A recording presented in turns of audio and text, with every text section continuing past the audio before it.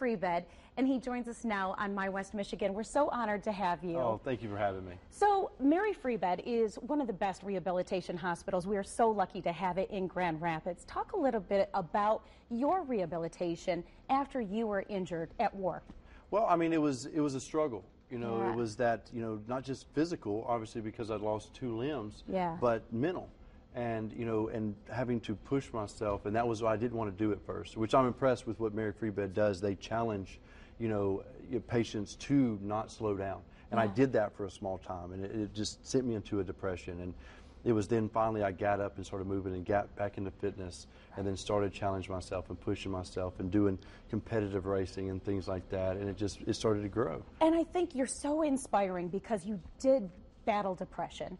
It was a hard time. But when you were on Dancing with the Stars and everybody knew, they're like, oh, he's just such a light. He's so inspiring. And what an awesome personality. We loved watching you on Dancing with the Stars. How did they find you and get a hold of you to be one of the stars on the show? Well, I mean, what really kicked it off was when Men's Health made me their 2014 Ultimate Guy. And I was the first veteran and amputee to ever make the cover. Really? And the attention started to grow. And then I had a couple of shows call me. Survivor called me. Oh, they but did? I have 3 young kids, and I said I will not be away from my kids that long.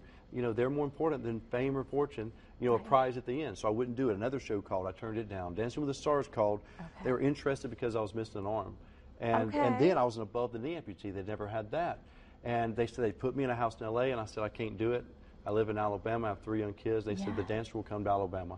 Really? So we rehearsed every week in Birmingham and flew back and forth to LA. What an experience for you. And I know some of the things that have happened to you since, as far as what career path you have now, kind of happened from Dancing with the Stars. It has. They have been so good to me. And that's one thing that I stay in contact with, not just Shauna Burgess, my dance partner, but all the dancers. I was there a couple of weeks ago, and even the stage hands, the mic people, everybody, they were happy to see me, and I talk to the executive producer all the time.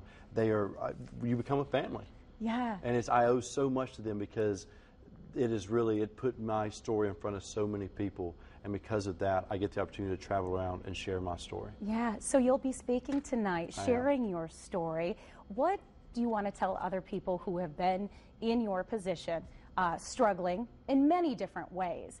What would you give as advice to them? There's a lot of things I could say, but, I can't help but point out this December, next month, will be 10 years since I was injured. Yeah. And I feel like if I had a time machine and could go back and I could talk to myself in the hospital bed, I don't think the Noah in the hospital bed would believe where I am today. No. But more importantly, when I tell that story, it's like, well, why? If I had a time machine, I could change what happened to me. But I wouldn't do that either.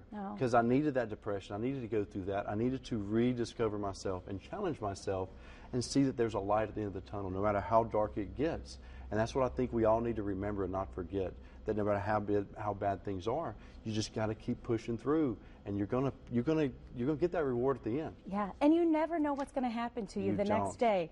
End up on Dancing with the Stars. Yes, someone who has no dance experience at all. Right. Again, we're showing the cover of Men's Health magazine, and it is just stunning. Everybody's saying how ripped you are.